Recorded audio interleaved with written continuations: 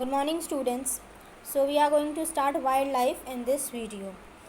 So अब तक हमने फॉरेस्ट के बारे में पढ़ा, अब हम वाइल्ड लाइफ के बारे में पढ़ेंगे। तो हम लोगों को अच्छे से ये चीज़ पता है कि जो फॉरेस्ट है या जो वाइल्ड लाइफ है वो एक दूसरे से कहीं ना कहीं इंटरलिंक्ड है ना। तो हम ये कह सकते हैं कि वाइल्ड लाइफ के बिना फॉरेस्ट अवेलेबल नहीं, फॉरेस्ट के बिना वाइल्ड लाइफ अवेलेबल नहीं है।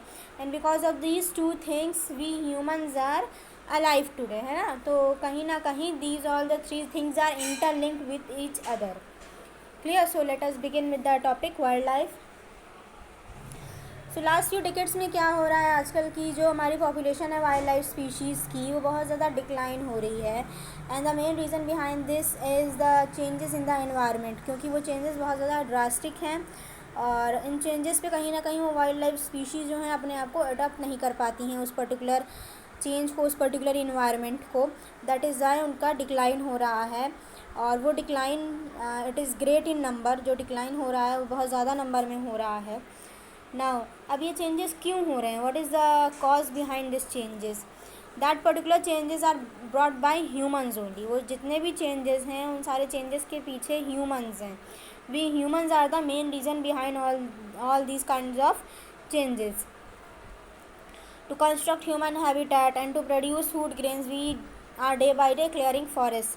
So हम डिफरेंट चीज़ को कंस्ट्रक्ट करने के लिए, फॉर एग्जांपल इंडस्ट्रियल पर्पस के लिए या हमारे हैबिटेट के लिए, even for dams, building, roads, इन सब चीज़ों के लिए हम क्या करते हैं, फॉरेस्ट की क्लियरिंग करते हैं। Even for the production of food grain also we are clearing the forest day by day.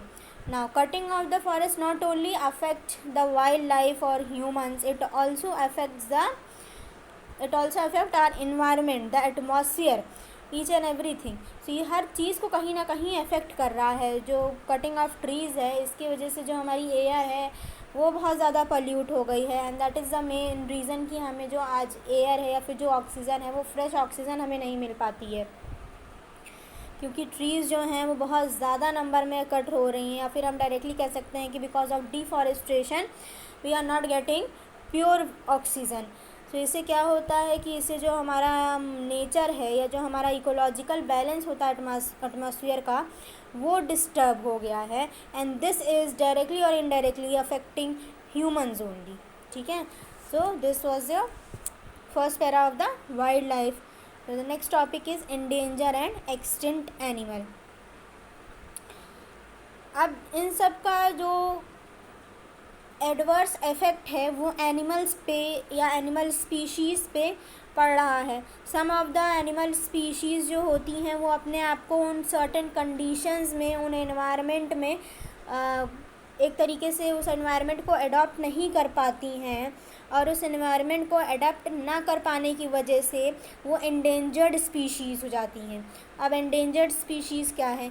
Endangered species उन स्पीशीज़ को कहा जाता है दो species are on the verge of extension. ऐसी स्पीशीज़ जो कि कुछ टाइम में अगर उनकी प्रॉपर केयर नहीं की तो वो एक्सटेंट हो जाएंगे. ऐसे स्पीशीज़ को हम क्या कहते हैं?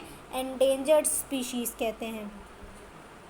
नाउ अब ऐसे भी स्पीशीज़ होती हैं जिनको हम प्रोटेक्ट नहीं कर पाते हैं. Some of the wild life species are also there which are not been protected and that is why they become extinct. वो क्या हो जाते हैं? एक्सटिंक्ट हो जाते हैं, मतलब कि वो हमारे अर्थ से वैनिश हो जाते हैं.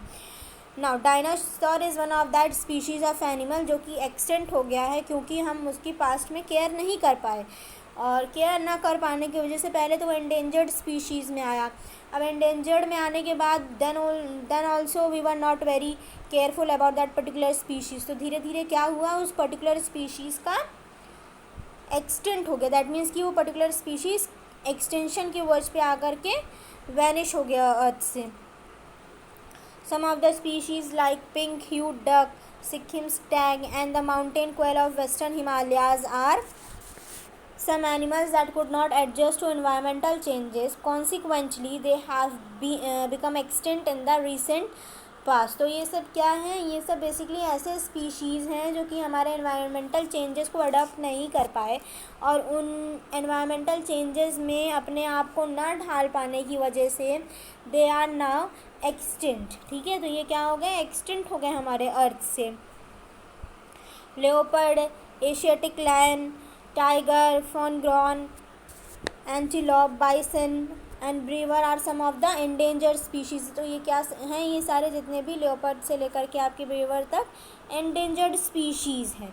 एंडेंजर्ड स्पीशीज़ का मतलब होता है they are on the verge of extension, ये एक्सटेंट होने के वर्ज पे हैं। दैट मीन्स कि ये अगर इनकी प्रॉपर केयर हमने नहीं की आज के टाइम पे तो ये भी कल को हमारे अर्थ से वैनिश हो जाएंगे, और जिसका एडवर्स इफ़ेक्ट हमारे एनवायरनमेंट के इकोलॉजिकल बैलेंस पे पड़ेगा।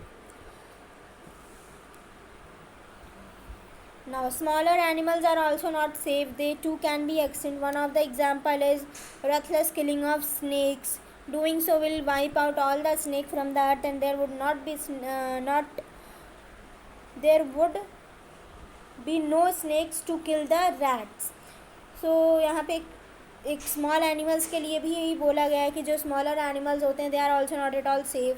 सो one of the example is snake. जो स्नेक होता है उनको भी रथलेस किलिंग होती है स्नेक्स की, तो इनकी किलिंग की वजह से अगर ये वैनिश हो गए कल को या एक्सटेंट हो गए हमारे अर्थ से, तो जो रैट्स हैं उनको किल करने के लिए कोई एनिमल नहीं बचेगा, सिंस जो स्नेक होते हैं they eat rat as a food. Rat को अगर ईट अप करने के लिए कोई एनिमल नहीं होगा तो रैट क्या हमारे एनवायरनमेंट में एडवर्स इफेक्ट डालेंगे। तो रैट जो है it will eat up more food grains and there will be shortage of food grains, thus killing snake disturbs the food chain and food web of which they are part and parcel. It ultimately harms us. So basically ये बताया गया है last की lines में आपको कि जो animals की किलिंग है इसके वजह से जो रैट हैं उनको कल को कोई ईट अप करने के लिए नहीं होगा, और इस वजह से जो रैट्स हैं they are going to eat the food grains and there will be shortage of the food grains in coming time. After that killing of snakes जो है ये हमारे फूड वेब और फूड चेन को डिस्टर्ब करेगी, जिसकी वजह से इकोलॉजिकल बैलेंस डिस्टर्ब होगा हमारे इन्वायरमेंट का। फूड वेब और फूड चेन आप ऑलरेडी प्रीवियस चैप्टर्स में पढ़ चुके हो। Clear? So the next topic is conservation of forest and wild life. अब फॉरेस्ट और वाइल्ड लाइफ के कंजर्वेशन के बारे में बताया गया है।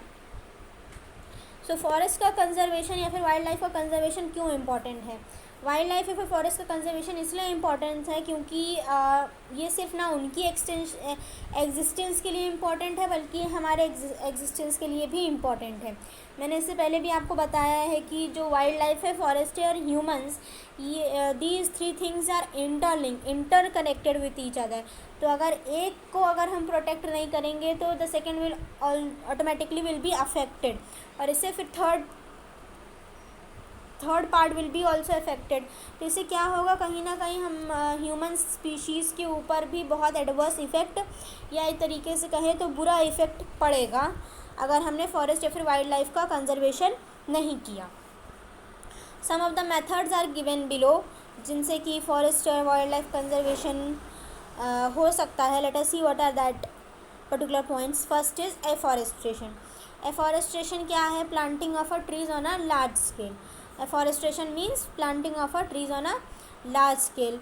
तो इससे क्या हमारे एनवायरनमेंट को बेनिफिट होगा? इससे ये बेनिफिट होगा कि अगर हम न्यू प्लांट्स लगाएंगे डेली या फिर एक पर्टिकुलर मंथ में भी अगर हमने मंथली भी प्लांट लगाना स्टार्ट किया तो आप ये समझ लीजिए कि कहीं ना कहीं फ्यूचर में जा कर के हमें या फिर हमारी कमिंग जनरेशन को उसका बेनिफिट होगा।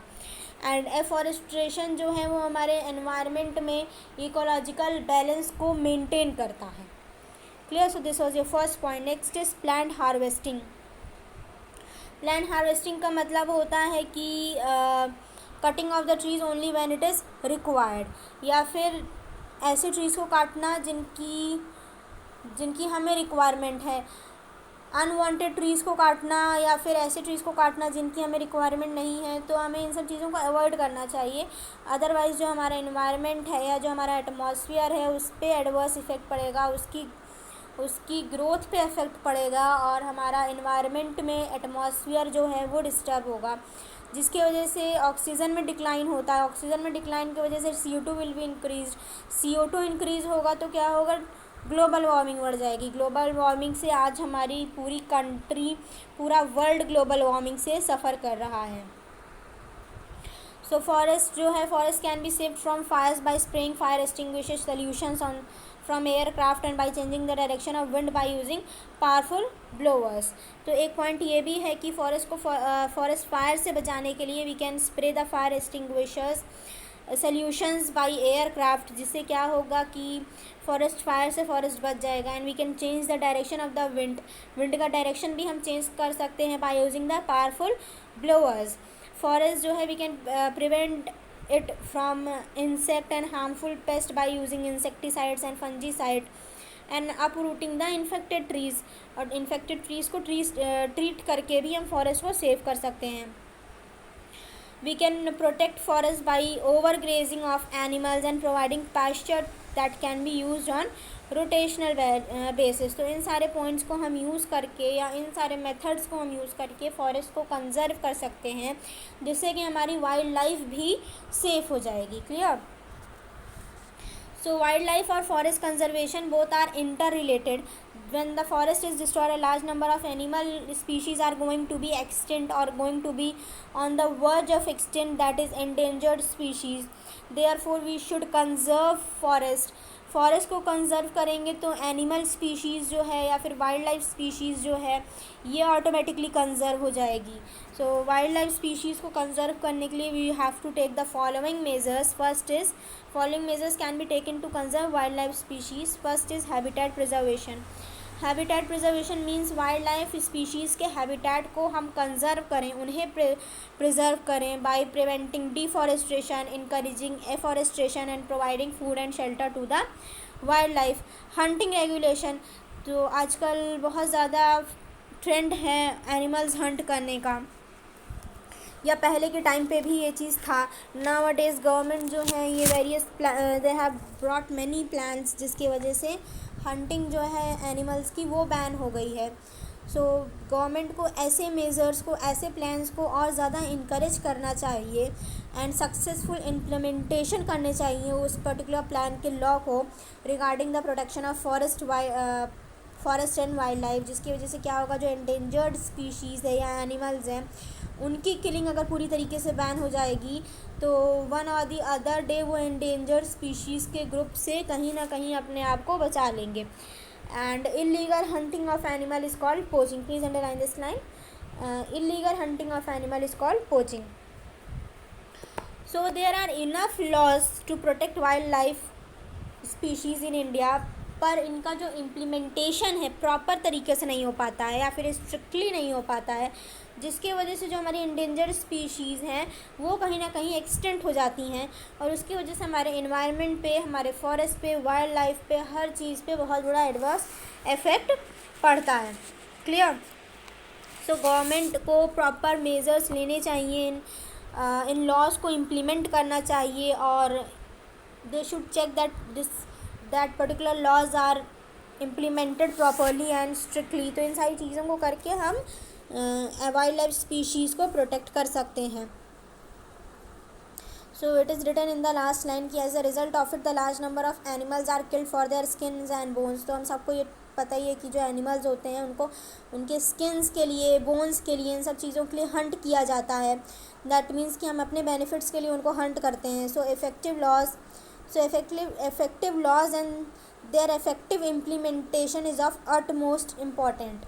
तो लास्ट लाइन में आपको ये बताया गया है कि सबसे पहले तो इफ़ेक्टिव लॉज होने चाहिए, फिर वो इफ़ेक्टिव लॉज जो हैं उनका इफ़ेक्टिव इम्प्लीमेंटेशन होना चाहिए। विदाउट इम्प्लीमेंटेशन लॉज अगर हैं भी तो they are of no use. तो अगर लॉज का इम्प्लीमेंटेशन प्रॉपर तरीके से हो रहा है, इफ़ेक्टिव इम्प्लीमेंटेशन हो रहा है, तो कहीं ना कहीं हम जा कर के अपनी वाइल्ड लाइफ सेंचुरीज़ को बचा पाएंगे आगे कंडीशन है और ज़्यादा एडवर्स होने से पहले। So preserving wild life is utmost important nowadays।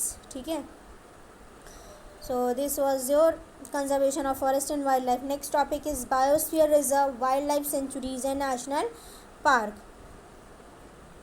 The government has set aside some protected places permanently to conserve the biodiversity in that area. These are called biosphere reserves.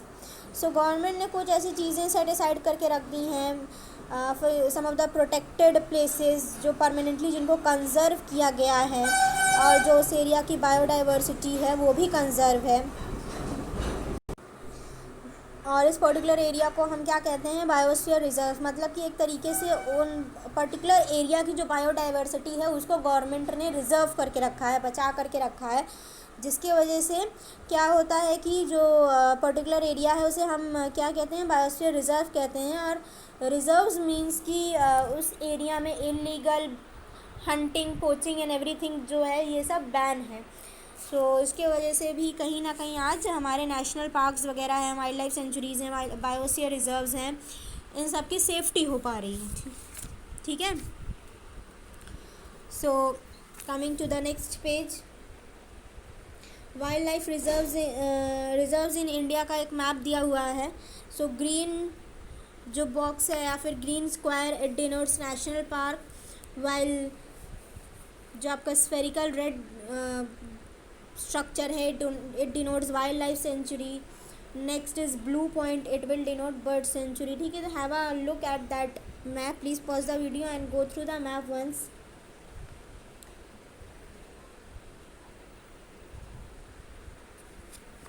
Now wild life sanctuaries और जो national parks हैं हमारे India में, they are protected to conserve the wild life and the forest. ठीक है, तो इनको wild life centuries या फिर जो नेशनल पार्क्स वगैरह हैं इनको प्रिजर्व किया गया है, इनको प्रोटेक्ट किया गया है, जिससे कि जो हमारी वाइल्ड लाइफ स्पीशीज़ हैं, फिर जो हमारी फॉरेस्ट स्पीशीज़ हैं, ये कहीं ना कहीं क्या होती हैं, सेव हो रही हैं। So animal can move in them freely, these places provide animals suitable living condition, they can breed and multiply in this places. So now अब जो एंडेंजर्ड स्पीशीज़ भी हैं, तो अगर वो मल्टीप्लाई कर रहे हैं या उनका रिप्रोडक्शन हो रहा है, तो definitely they will increase in number one और the other day. There are many wildlife sanctuaries, national parks and many biosphere reserves.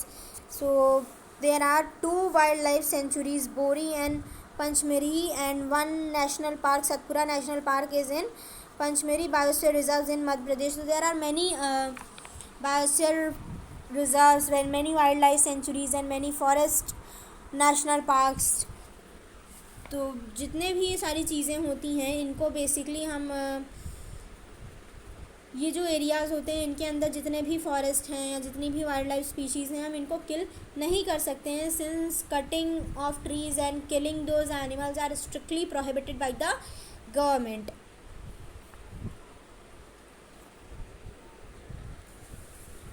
So there are large number of national parks and wildlife sanctuaries in India, which I have already told you. They are managed by government. Agricultural activities, cutting down of trees, hunting of animals is strictly prohibited in these areas. So ये तो मैंने आपको already explain किया है। सो अब हम सबको ये भी पता है कि जो टाइगर हैं वो ऑलरेडी एंडेंजर्ड होने के वर्ड्स पे हैं या ऑलरेडी वो एंडेंजर्ड स्पीशीज़ में आते हैं। तो गवर्नमेंट ने एक प्रोग्राम लॉन्च किया है, प्रोजेक्ट टाइगर, इन 1973। तो उस प्रोग्राम में क्या होता है बेसिकली कि जो टाइगर हैं वो हमारे एंडेंजर्ड स्पीशीज़ हैं। इस पर्टिकुलर प्रोजेक्ट में they have started with 9 tiger reserves and number जो है टाइगर्स का वो डे बाय डे इंक्रीज़ होता गया, क्योंकि उस पर्टिकुलर एरिया में killing and hunting of that particular animal is prohibited, जिसकी वजह से टाइगर की पॉपुलेशन आज थोड़ी बहुत इंक्रीज़ हो गई है इस प्रोजेक्ट की वजह से। सेम ऐसे ही हम डिफरेंट एनिमल्स को क्या करते हैं, इनको भी प्रोटेक्ट करते हैं। So there are some international organization like world wide fund of nature, that is WWF, World Wide Fund for Nature, please underline it and underline the short form also, WWF. International Union of Conservation of Nature and Natural Resource, IUCN, which is a work for wildlife conservation. So basically these are the 2 organisation जो कि इस चीज़ को support करता है या फिर इस चीज़ को इनकरेज करता है, जिसकी वजह से कहीं ना कहीं जो एंडेंजर्ड स्पीशीज़ हैं they are being protected by these organizations only. Next topic is forest and paper. Next topic क्या है, forest and paper. So like clothes and other useful item, paper is one of the most important part of our daily life. Wood pulp is used to make paper. Approximately 17 full grown trees are required to make 1 ton of paper. Hence saving paper means saving trees, it means saving water, energy, and paper manufacturing needs water and energy too. It also means reduction in pollution. सो अगर हमें forest को कहीं ना कहीं save करना है तो हमें पेपर की प्रॉपर यूज़ करनी चाहिए, and we have to save papers. Otherwise paper अगर हम यूज़लेसली उसे डिस्ट्रॉय करेंगे या फिर बिना किसी वजह के हम उसे डिस्ट्रॉय करेंगे उस पेपर को, तो उससे क्या होगा कि फॉरेस्ट इफ़ेक्ट होगा और ज़्यादा फॉरेस्ट कट किए जाएंगे टू मैन्युफैक्चर मोर पेपर, जिसमें कि और ज़्यादा एनर्जी की रिक्वायरमेंट होगी, and this will lead to pollution, and also it is going to include more energy, more water to do the same work. So अगर हम इन सब को कहीं ना कहीं रिड्यूस करें इनके यूज़ ऑफ पेपर को, तो हम पोल्यूशन का भी रिडक्शन करेंगे। ठीक है, so this is the forest and paper. Next topic is endemic species. So different parts of the world जो हैं इसमें have different flora and fauna depending upon the environmental condition prevailing in that area. Some species are widespread, they inhabit most region, however some species are highly restricted or endemic to a specific region.